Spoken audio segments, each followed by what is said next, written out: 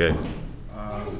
Like most people who have children, or mainly children that have autism, you go through a denial process, and in our community, the African American community, we tend to take it, as far as with the denial process, to the extreme. I think I know I'm one of the candidates on that.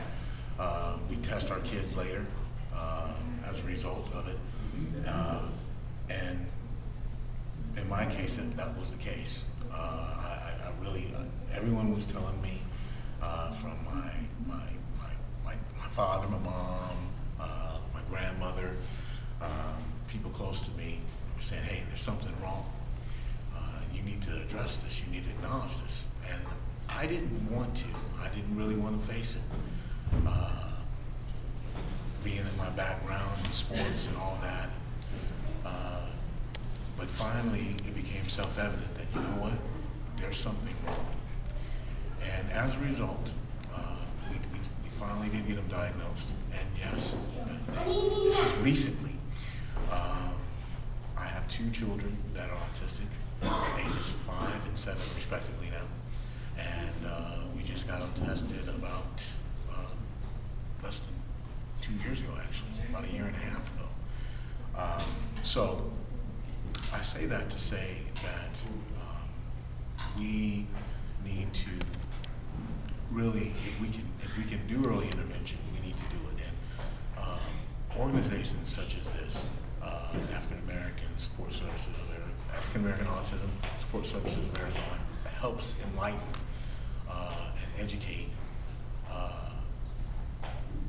people like myself and others that are out there, many of us, to act, to call to action. I wish I would have known about this a lot sooner. I would have acted sooner in regards to getting a diagnosis a lot sooner for my children. The aftermath of it, if you, for a lot of people who have children that are autistic, it takes its toll on you, period. Especially within your marriage setting. I know in my case, I wish I would have had something like what I'm a part of now. I wish I would have had it sooner. Would have helped, had a positive effect on my marriage. It really took its toll on my marriage, because you're going to be challenged. And the first thing you're going to think, besides going through the self-denial, you may even blame each other.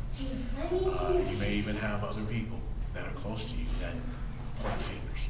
And you have to remain strong in this process, because you have to realize, or the realization really hits that, you know what, we have to be advocates for our children.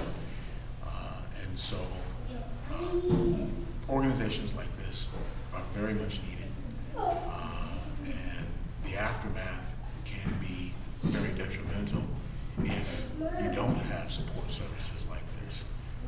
If you don't talk to people or engage and interact with other people that are going through the same challenges that you've gone through and are going through. As far as being an advocate, I recognize that I have to be, and I am, along with many others now, standing in the gap for African American children, adults who have autism. We have a responsibility and obligation to be a voice, be represented. And so, with that being said,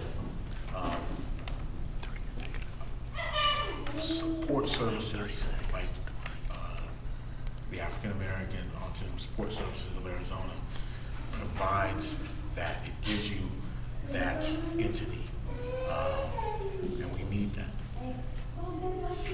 So I'm very much a part of it. I look forward to what the future brings. It is truly an honor and a privilege to be a part of this organization.